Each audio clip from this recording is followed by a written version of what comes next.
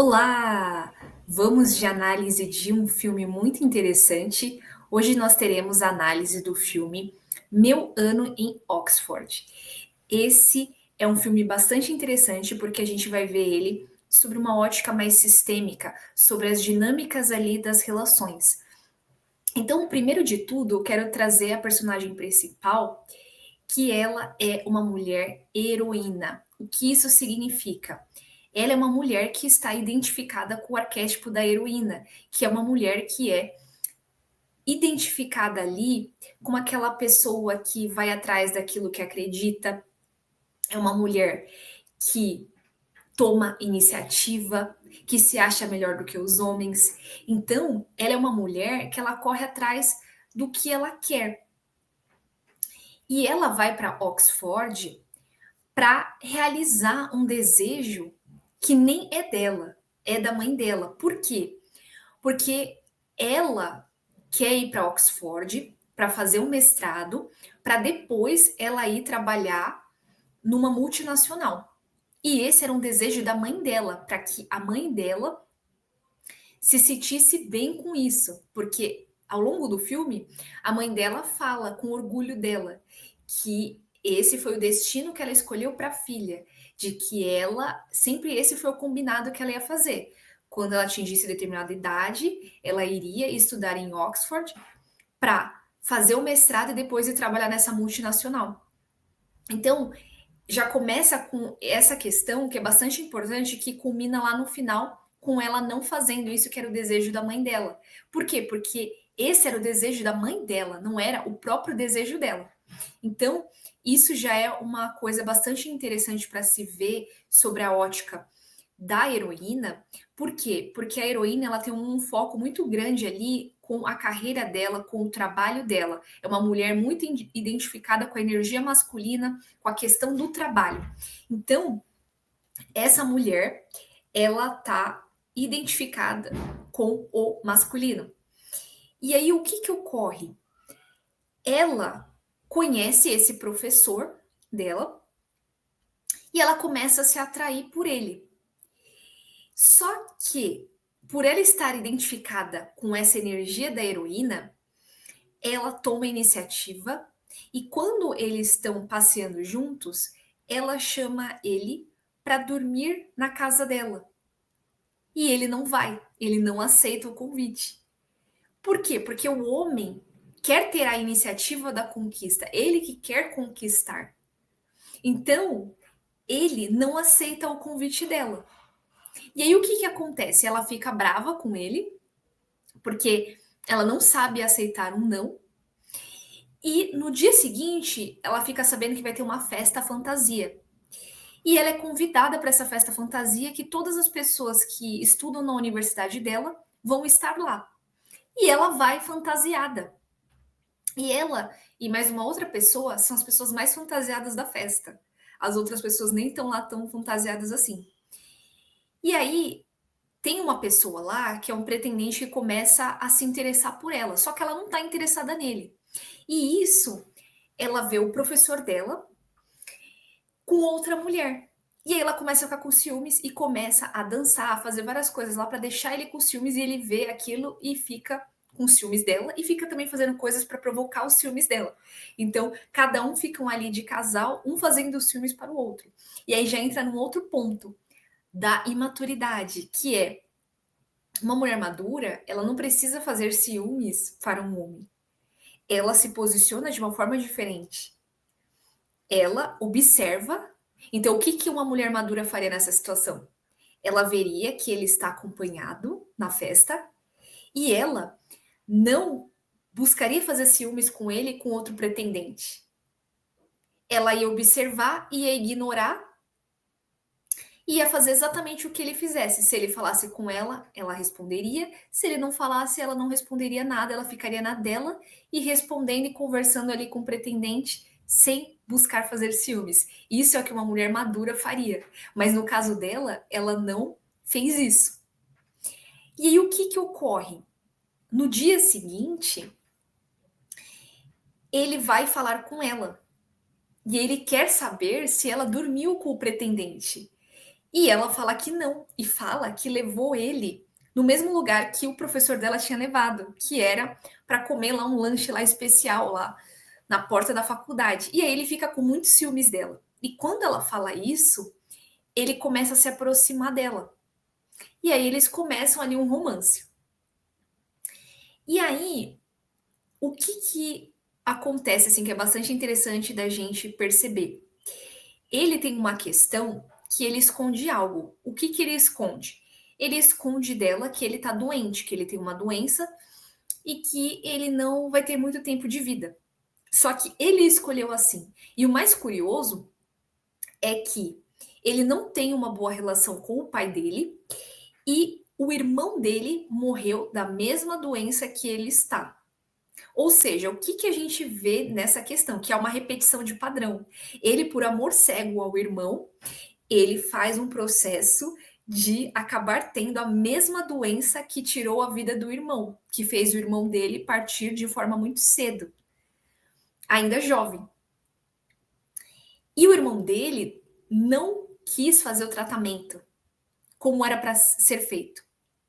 E aí ele escolhe também não fazer o tratamento. Eu não lembro direito se o irmão dele não quis fazer o tratamento como tinha que ser feito, ou se o irmão dele fez o tratamento e não adiantou, ou não tinha medicamentos para salvar ele, e aí depois, quando é a vez dele, do professor, ele tem essa oportunidade, tem novos medicamentos para tratar o câncer, mas ele não quer ajuda. Por quê? Porque ele quer ser leal ao irmão.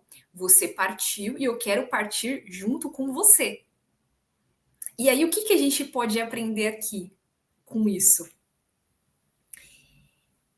Que não dá para ajudar quem não quer ser ajudado, porque quando ela descobre que ele está doente, ela busca convencê-lo, eu tô do seu lado, tem chances, você pode se curar, você pode fazer o tratamento, só que ele não quer. Por quê? Porque ele quer viver a vida dele como ele quiser, e esperando a morte. É isso ele não fala com essas palavras, mas é isso que ele quer. Só que ela não consegue aceitar. E aí ela tenta estar ao lado dele e tenta querer convencê-lo, mas ele não quer. Então a primeira lição já é essa também. Não dá para ajudar quem não quer ser ajudado. E aí é bem interessante também que ele tem um problema com o pai dele por causa dessa questão com o irmão. Porque ele acha que tem lá todo um conflito lá entre ele e o pai. E ele acaba não falando com o irmão, ele passa anos sem falar com o pai. E quando ele tá com esse processo de doença, o pai dele tenta se aproximar de várias formas dele e ele nunca quer conversar com o pai. Até que realmente, quando ele aceita a doença e ela sabe da doença e tá do lado dele e respeita o momento dele. Então, tipo assim, você quer viver pouco tempo? Você quer viver do seu jeito? Eu vou estar com você. Quando ela faz isso, ele tem essa oportunidade de se reconciliar com o pai dele. E aí ele vai para esse processo de se reconciliar com o pai. E nesse processo, quando ele vai para esse momento ali com o pai dele, é como se ele voltasse ali a fazer as pazes com a criança interior dele. Por quê? Porque quando ele tá ali nesse processo, ele faz as mesmas coisas que quando ele era criança ele fazia com o pai dele. Então ele teve conversas profundas com o pai, ele brincou, ele jogou com o pai. Ele se tornou um menino novamente depois que ele fez as pazes com o pai dele. E aí voltou de novo esse amor que estava bloqueado dele para o pai, esse amor desbloqueou antes da morte dele e ele acabou fazendo as pazes com o pai. E o pai também queria salvar ele, porque o pai, ele tinha muito uma culpa assim, porque assim, eu não consegui salvar o meu filho, e agora eu vou perder outro filho pela mesma questão, eu não vou admitir isso, porque os dois tiveram câncer. Então, ele fala em vários momentos, você perder um filho já é difícil, agora eu vou perder outro. Então ele não queria. Então ele queria fazer tudo o que estivesse ao alcance dele, com dinheiro, com atenção, com carinho, para que o filho passasse por isso de uma forma melhor do que a do outro que ele não conseguiu salvar. E aí entra no outro uma questão aqui, que ninguém salva ninguém. E aí também é uma forma de amor cego.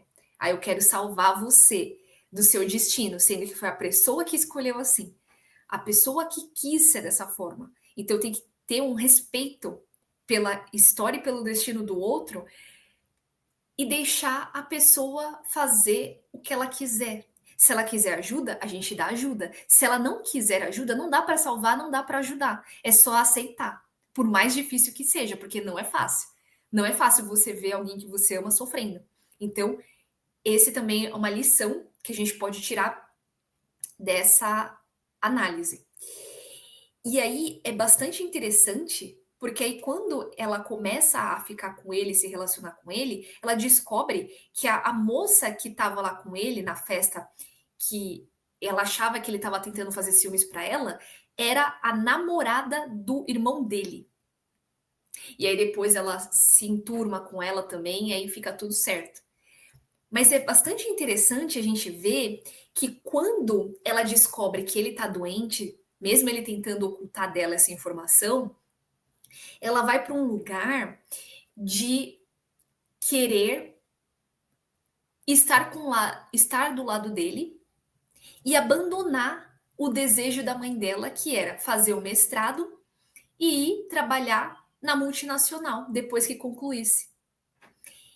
E aí, com a doença dela, ela revisa os objetivos dela de vida, porque ela vê que o mais importante não é o dinheiro, não é a carreira, não é isso. O mais importante é você fazer aquilo que você acredita e você, além de você fazer aquilo que você acredita, tem que ter o amor e tem que ter as relações ali envolvidas. E aí tinha mais uma questão que a mãe dela colocou para ela. Depois que você for trabalhar na Goldman, lá na multinacional, você vai voltar para sua cidade. Porque ela estava em Oxford, que não era a cidade dela. Acho que ela era dos Estados Unidos, se eu não me engano. E a mãe dela dá essa condição para ela. Até que quando acontece isso e ela decide ficar ao lado dele, ela fala: aqui é o meu lugar, eu fiz amigos, eu descobri o meu amor verdadeiro, então não tem por que eu voltar para minha cidade e ir trabalhar para realizar um desejo que era o desejo da minha mãe, não era o desejo do meu coração, que era essa questão de trabalhar na multinacional. Então, o que, que ela faz? Ela toma essa difícil decisão, que é permanecer na cidade, ficar ao lado dele vendo ele morrer. E aí, o que, que ela faz? Eles têm vários desejos que eles queriam fazer juntos, né? De viajar, de explorar a vida, né? De desbravar, né? Não explorar a vida, mas desbravar novos lugares, conhecer pessoas, fazer novos tipos de descobertas culturais. Eles queriam fazer juntos. E ele acaba morrendo antes, porque ele escolhe não se tratar com as novas terapias que tinham. Ele decide morrer sozinho mesmo, tipo, esperando a morte chegar. E ela, o que que ela faz? Ela fica do lado dele. Quando ele morre, ela vai realizar aquilo que ela queria realizar com ele. Então, ela vai em todos os locais que eles iam fazer juntos de viagens. E ela acaba indo trabalhar em Oxford como professora no lugar dele, para a mesma turma. Então, ela se torna professora. Ela decide trabalhar com aquilo que foi o motivo que levou ela para Oxford, que foi estudar. Então, ela quis trabalhar na parte de educação, honrando ele e trabalhando no lugar dele na universidade como professora, como se fosse a professora substituta dele. Aí eu achei mais interessante porque ela não seguiu o desejo da mãe dela, ela seguiu o desejo dela, que era permanecer em Oxford e fazer algo de útil com a vida dela, que no caso dela era ser professora. Então, essa análise, a gente vê esses vários aspectos aí sistêmicos, né? Como que as relações com o pai, com o irmão, com a mãe influenciam na nossa vida. E para você, como que esse filme te impactou? Em breve teremos novas análises por aqui no Cinema Terapia da Lucidez na Alma e eu vejo você no próximo vídeo. Comenta aqui embaixo o que você achou e se você tiver alguma sugestão de filme ou série que você quer que eu analise, é só me mandar, tá bom? Um grande abraço e até mais!